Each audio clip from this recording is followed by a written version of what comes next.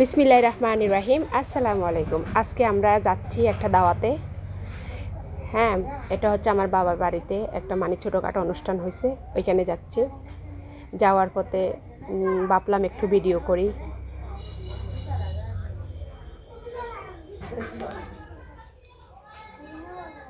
এই আমরা আস্তে আস্তে পৌঁছায় গেছি, আলহামদুলিল্লাহ। এখন নেমে যাব।